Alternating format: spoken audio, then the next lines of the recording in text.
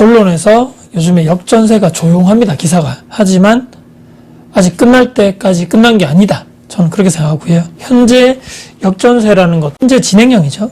저는 내년 2024년도 말까지 저는 간다라고 생각합니다.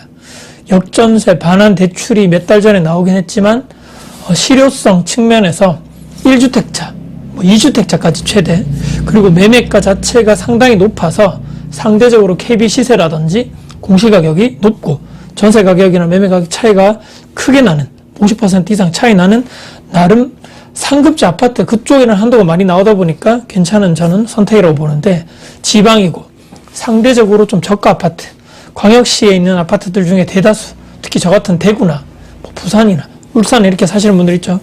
매매 전세 가격 자체가 많이 같이 동반 하락을 해버렸습니다. 실제로 역전세 저도 반환대출 상담을 많이 받아봤지만 실효성이 많이 없더라, 이런 얘기입니다. 그만큼 한도가 많이 나오지 않는 상황인 거죠. 이미 벌어진 일입니다. 아유, 그럴 줄 알았으면 미리 좀 팔지 그랬냐, 너의 욕심이다. 자, 과거는 과거이죠. 이미 끝났습니다. 자, 지금 현재 미래가 중요한 거죠.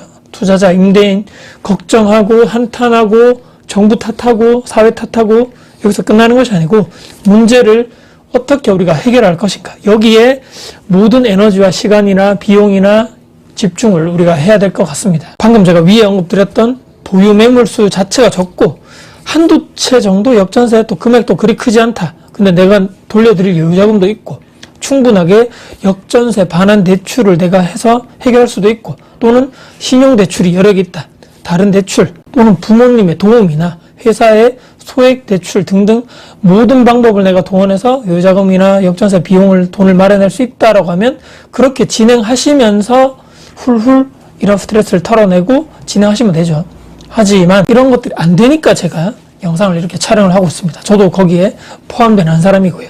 제가 최근에 했던 내용들을 한번 정리를 하는 이런 내용이 있으면 좋겠다라고 생각해서 제가 나름대로 정리를 해봤고요. 유효자금도 없고, 자, 그렇다면 두 가지 중에 하나입니다. 기존에 있는 임차인분이 계속적으로 연속해서 그냥 이사 나가지 않고 사시게 하는 방법인 거죠. 그 중에서도 여러 방법이 있겠지만 한 가지 핵심적인 것이 바로 역월세죠. 예를 들어서 3천만 원의 역전세가 발생했다, 내가 돈이 없습니다. 임차인분과 협의를 해야 되겠죠. 직접 하셔도 되고, 중간에 있는 부동산, 예전에 전세 계약했던 그 부동산 통해서 협상을 해달라고 부탁드릴 수도 있고, 그렇게 말씀드리는 겁니다. 역전세 때문에 많이 걱정이 되시겠습니다. 제가 이런 사정 때문에 돌려드릴 자금이 마땅치가 않습니다. 지금 정말 죄송하지만 조금 더 2년 더 계약을 해서 거주하실 수 없겠느냐. 대신에 3천만 원의 역전세가 났다 그러면 제가 연 5%의 금리를 제가 적용을 해서 1년에 그러면 5%에서 3천만 원, 150만 원이죠. 2년치 300만 원을 일시불로 계약할 때 다시 드리겠습니다. 또는 1,000만 원 정도, 제가 아무리 해서 돈을 끌어봤더니만 1,000만 원이 딱 모이는데 1,000만 원은 선 반환을 하고, 그러니까 전세금, 기존 전세금에서 1,000만 원 낮춰서 재계약을 하고 2,000만 원에 대한 역월세는 제가 말씀드린 대로 그렇게 계산을 해서 일시불로 내드리면 어떻겠습니까?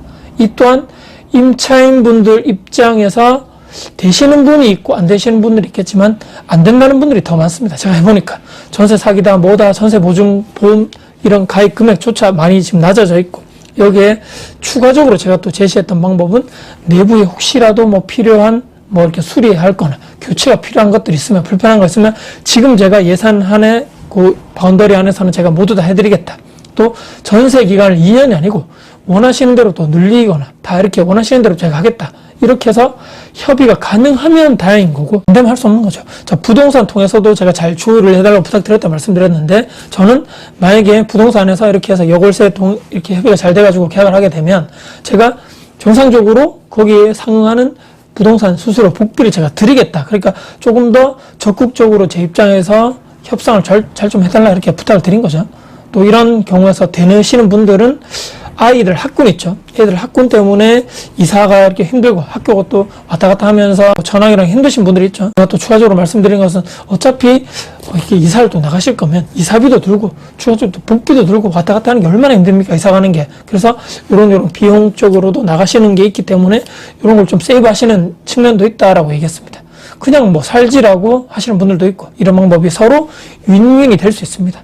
향후에 또 추가적으로 입주가 만약 2년 뒤에 딱 봤더니만 제가 파악을 했더니만 2년 뒤에 입주가 부족합니다. 그러면 이런 것들도 제 임대인 입장에서는 지금 이렇게 좀 뭐 입주 물량이 많아서 전세 가격이 떨어졌지만 선생님이 사실은 그 지역에 2년 뒤에 물량을 봤더니만 많이 급속도로 없어지고 지금 미분양도 없어지고 이런 내용들은 임차인분들 잘 뭐 관심도 없고 잘 모르시는 부분이다 보니까 그때 가서 전세 가격이 다시 올라갈 확률이 높습니다. 그렇기 때문에 지금 그냥 연장해서 사시면 아마 추후에는 저희 아파트 가격도 많이 올라가 있을 것이라고 저는 판단합니다라고 적극적으로 이런 설명하는 것도 저는 필요하다라고 생각합니다.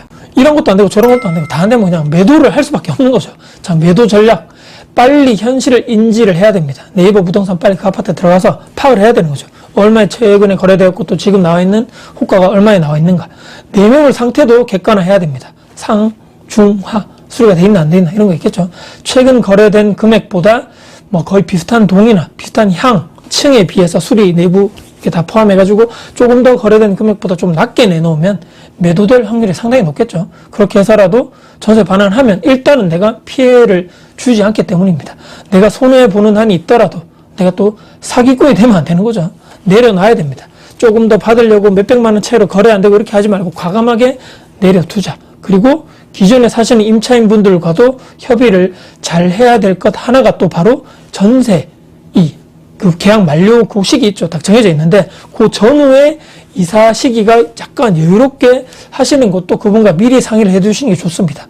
나도 이 매도를 해야 되는데 좀 시간이 좀 달라 여유 있게 먼저 계약이 되면 그 전세 그 계약 시점보다 조금 더 빨리 계약될 수도 있는데 매도하시는 분이 빨리 들어올 수도 있고 계약되더라도 이사가 가능하신가 그리고 전세 계약 끝났는데 그 뒤에 한두 달 정도도 조금 더 여유가 있을 수 있는가 앞뒤로 조금 여유 있게 시간을 주시면 이 찾는 분들 있죠. 수요자, 매수하시는 분들도 이 스펙트럼, 범위 자체가 넓어지기 때문에 이런 것도 미리 사전에 매도하기 전에 임차인분과 협의를 하셔가지고 그 기간이 있는데 전세 만료 기간 앞뒤로 조금 더 여유 있게 매수하실 분도 제가 알아보시는 게 어떻겠느냐. 물론 거기에 딱 맞게 들어오시는 분 있으면 좋겠지만 지금 이런 상황이 안 좋은 상황에서는 저를 포함해서 지금 보증금 반환을 해야 되는데 이걸 팔아서 뭐 내가 안 주겠다는 게 아니죠. 돈을 이거를 내가 건물을 뭐 아파트를 팔아서 내가 이렇게 뭐 보증금을 반환을 하겠다는데 이런 거 입장에서도 임차인분들도 조금 더 여유 있게 융통성 있게 조금 더 유도리 있게 생각을 해주신다면 조금 더 빨리 이 아파트를 찾는 분이 찾을 수 있을 거라는 생각을 하게 되는 거죠. 그래서 뭐 앞뒤로 좀 몇 달 정도에 임차인분들 입장에서도 과도한 이런 뭐 이렇게 요구사항이 아닌 거죠. 충분하게 그런 거 제가 해보니까 충분하게 다 생각을 해주시더라는 얘기입니다. 단 빨리 계약이 되면 계약돼서 잔금이 그 새로운 매수자가 잔금을 요태하고 싶습니다라고 얘기가 되면 즉시 빨리 기존에 있는 임차인분께도 얘기를 해드려야지만 그분들도 이사집을 빨리 그때 찾겠죠. 그리고 다시 한번 말씀드리지만 부동산 통해서 매수 의사가 왔다. 크게 너무 막 과도하게 막 후려치는 이런 가격이 아니라면 조금은 조정해드린다고 말씀드리고 빨리 털고 나오는 것이 나도 마음에 짐을 더는 것이다. 투자가 이게 끝이 아니지기 때문입니다. 앞으로 계속 할 것이고 빨리 인정하고 이런 두보 전진을 위한 한보 후퇴 정도라고 생각을 하시면 될 것 같습니다. 제가 또 마지막으로 꿀팁 드리는 것은 이 깨달은 것 하나입니다. 지방에 있는 중소도시 있죠. 입주 세대가 이게 뭐 1000세대, 500세대 이 정도 규모만 한두 군데 들어오면 희청희청 되더라. 팔고 나가시려는 분들이 많다는 얘기입니다. 기존에 주변에 인구가 유입되는 곳이 아니고 새 아파트가 들어오면 신도시라 그래서 인구가 유입되고 발전이 되겠지만 메인 입지에 지방 도시에 구도심 핵심 입지였지만 그럼에도 불구하고 오래된 구축이고 이러면 그런 신규 단지가 생기면 많이 휘청휘청 되더라. 시간이 지나면 물론 다시 회복하겠지만 왜냐하면 거기가 메인 학군, 메인 상권, 공원, 학교 다 모여있으니까. 다만 재작년이죠. 2021년도 대비해서 2022년도 전국적으로 모두 다 하락하고 급격한 고금리 여파 때문에 패닉 셀링 하시는 분들도 많고 또 전세 사기 이슈에 더해서 또 여기 기존에 부도심에 살던 분들 팔고 그쪽으로 신규 쪽으로 다시 들어가는 분들이 많기 때문에 동시다발적으로 이런 일이 벌어지다 보니까 매매 전세가 동반으로 다 내려가더라.